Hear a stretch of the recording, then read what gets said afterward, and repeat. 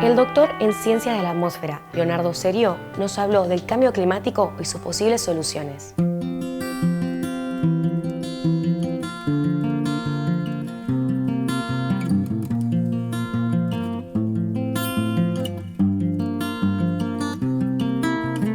Leonardo, ¿cómo estás?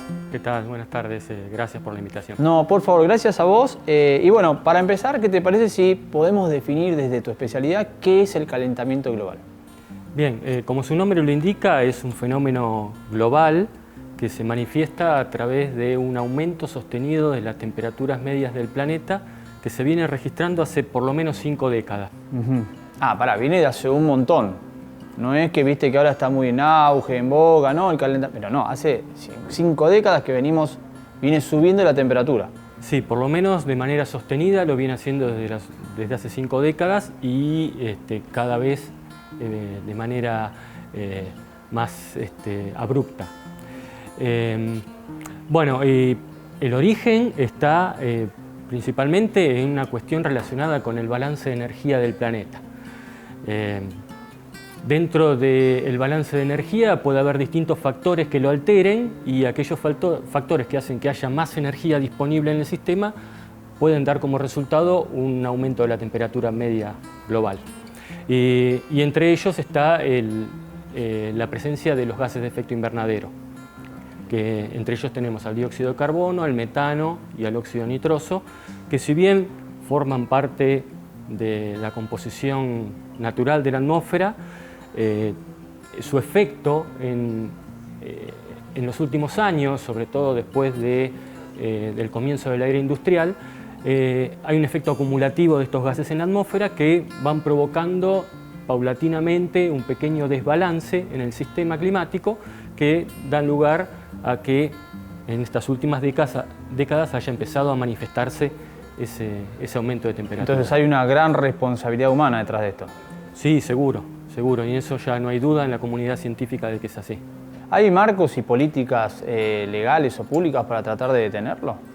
Bueno, digamos, a nivel internacional, ya desde 1992, en la Cumbre de Río, se firmó el Convenio Marco de las Naciones Unidas sobre Cambio Climático, donde por primera vez se reconoce que esto es un problema que debería ser preocupante para todos los países del mundo, para toda la humanidad.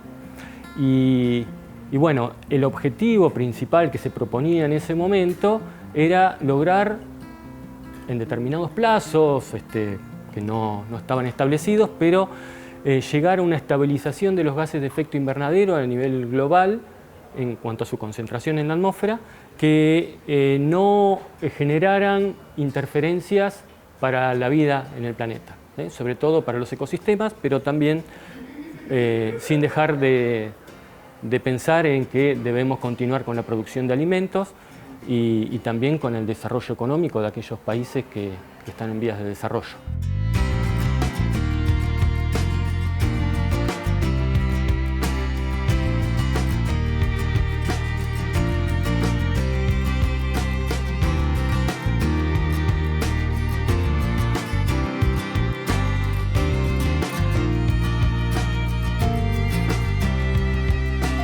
Supongamos que los países se ponen de acuerdo, se implementan las políticas y se mejora eso. ¿Bajaría la temperatura de la Tierra o ya llegamos a este nivel y ya no vuelve a bajar? Y te pregunto de paso, ¿cuál sería la temperatura ideal que deberíamos tener y cuál es la que tenemos hoy en día en este calentamiento global, ¿no? Bueno, digamos, siempre, generalmente cuando se habla de la temperatura media, se toma un periodo de referencia y después se calcula la diferencia con respecto a ese periodo. Entonces, hoy por hoy, la temperatura media del planeta está 1,2 grados por encima de la temperatura que había en la era preindustrial o por lo menos durante principios del siglo XIX. Uno dice 1,2 grados y no parecería mucho, pero no, es un montón. No parece mucho, pero si estamos hablando de un promedio para todo el planeta y a lo largo de todo el año, es un valor considerable que por lo menos no hay registro en los últimos milenios de que haya habido cambios semejantes desde la época de la desglaciación, estamos hablando de hace 15.000 años atrás. Claro, y si se implementan esas políticas y supongamos que los países se ponen de acuerdo, se mejora, ¿podría bajar o ya no volvemos? Bueno, hoy por hoy está el Acuerdo de París en vigencia y uno de los objetivos es tratar de que ese aumento de temperatura no supere los 2 grados y recomendando que se llegue no más allá de 1,5 grados, con lo cual estamos muy cerca de alcanzar ese nivel. Y eso proyectado para finales de siglo. Entonces, las políticas que se adopten tienen que ser drásticas para poder alcanzar ese objetivo. Y además, como hay una inercia importante en el sistema, por más que dejemos de emitir gases de efecto invernadero en el transcurso de los próximos 10 años, las temperaturas van a continuar aumentando durante algunas décadas más hasta lograr estabilizarse. Esto es lo que ocasiona, por ejemplo, que hoy en Europa haya veranos muy altos, que haya sequías, que haya... Viste que este invierno nuestro no fue tan invierno como otros años. Yo me acuerdo cuando era chico y iba al colegio, hacía mucho más frío que ahora. ¿Ocasiona eso? ¿Esos cambios estacionales o no? Bueno, justamente si estamos hablando de un aumento gradual de la temperatura media, digamos, todas las temperaturas van acompañando ese aumento, por lo tanto las temperaturas mínimas en general tienden a ser un poquito menos frías, las temperaturas máximas tienden a subir más. Pero dentro de ese contexto también tenemos que analizar la variabilidad del clima, ¿sí? Porque digamos, lo que nosotros llamamos como condición normal del clima, para definir, por ejemplo, si esto que está ocurriendo en Europa es anormal o atípico, tenemos que tener en cuenta que el clima es muy variable, entonces cuando se habla de estas olas de calor, hay que tener en cuenta que siempre hay, dentro de todas las variables climáticas y en particular la temperatura, un rango de variabilidad que para los climatólogos lo consideramos normal para la época y para el lugar. Cuando nos apartamos de esos valores, decimos que estamos frente a un evento extremo.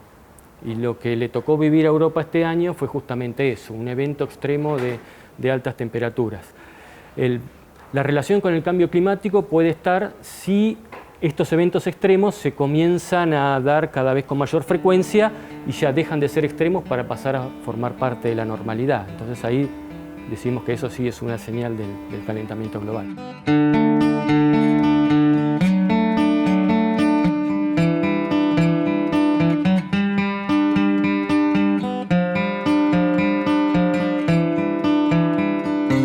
Un tema muy recurrente y que salió en muchos lugares fue el tema de nuestra sequía en la región, ¿no? Tuvimos un verano muy seco, llovió muy poco, ¿sí? Quería preguntarte justamente esto, ¿no? A ver, si está anclado a eso, viste que a veces dicen no, porque es por el Niño y ahora viene la Niña y el próximo verano va a ser más lluvioso. ¿Cómo se maneja eso? ¿Es normal? ¿Siempre pasó? ¿O a partir del cambio climático ocurre esto? No, siempre pasó. O sea, hay evidencias de que el Niño, la Niña existieron desde hace varios siglos. Y bueno, lo que nos tocó vivir justamente este verano fue un evento de la Niña, para poner un poco las cosas en contexto. Cuando hablamos del Niño o la Niña nos referimos a un fenómeno de variabilidad climática completamente natural que ocurre, digamos que tiene su principal zona de influencia en el Océano Pacífico ecuatorial, por un calentamiento de las aguas en la zona central del Pacífico y en las costas de Sudamérica. Lo que pasa es que la atmósfera está en plena interacción con el océano y cuando ocurren este tipo de anomalías en la temperatura del mar, la circulación de la atmósfera se reacomoda de alguna manera en respuesta a la interacción que tiene con el océano. Y eso da lugar a que en algunas regiones del mundo se vean favorecidas por vientos que llevan más humedad y en otras vientos más secos. O sea que los transportes de humedad están estrechamente vinculados a esas variaciones.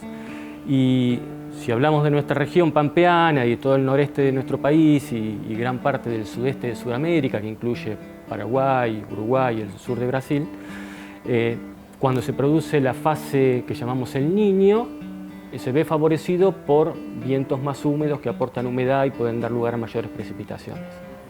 En el caso de la Niña es al revés. Y nosotros venimos de tener el verano pasado, no solo el verano pasado, sino que desde 3 años consecutivos en esa condición de la niña, y eso fue secando cada vez más el suelo. Los perfiles del suelo se fueron secando justamente por ese déficit de precipitación que se mantuvo durante muchísimos meses. No podemos saber este verano si vamos a tener más o menos lluvias. A ver, no lo podemos asegurar, pero hay señales que nos permiten hacer predicciones, digamos que probabilísticamente podríamos encontrar mayores precipitaciones, sobre todo a partir de la primavera. Cada vez que se produce la fase del Niño, tiende a haber una mayor probabilidad de precipitaciones en toda esta misma área que te mencioné antes, la región pampeana y el noreste de nuestro país. Pero eso se empieza a manifestar sobre todo a partir de la primavera y principios del verano. ¿Ese fue el motivo por el cual Uruguay hace poco estaba sin agua? ¿Que habían bajado mucho los ríos? Sí, bueno, Uruguay estuvo viviendo el mismo fenómeno de sequía que nosotros, y con la diferencia fundamental, digamos, por una cuestión de infraestructura y de cómo ellos, cuál es su fuente de agua potable, que no es el Río de la Plata como nosotros, sino que en Montevideo se nutre de agua de una represa, de un río que recorre el interior del país y que estuvo sufriendo justamente esta sequía.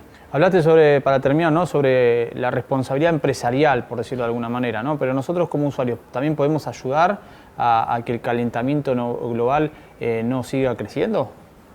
Sí, por supuesto, es una cuestión... cuestión... ¿O no sirve? O... Sí, a ver, cada granito de arena suma. Por supuesto que todo lo que se haga, digamos, a nivel dirigencial, suma mucho, pero los aportes que cada uno puede hacer, desde su casa o desde... Por ejemplo, ¿haciendo qué? Por ejemplo, en el ahorro energético, porque sabemos que la generación de energía es fuente de emisión de gases de efecto invernadero, en patrones de consumo, en la forma de moverse, de tratar de utilizar menos el automóvil, moverse más con medios sustentables. Bueno, hay muchas cosas que podemos hacer cada uno desde su lugar. ¿Qué panorama ves de acá a unos años? ¿Vamos a mejorar? ¿Somos conscientes de esto o vamos a ir cada vez peor? Yo veo cada vez más conciencia en la gente, veo que se trata mucho estos temas desde la escuela primaria. Bueno, hay que poner un poco de esperanza de que vamos a salir de esto. Obviamente nos vamos a tener que adaptar. Leonardo, fuiste muy claro con los conceptos y te agradezco tu presencia en nuestro programa. Por favor, gracias a ustedes. Muchas gracias por habernos acompañado en otra entrega de Punto Convergente TV. Nos vemos la próxima semana.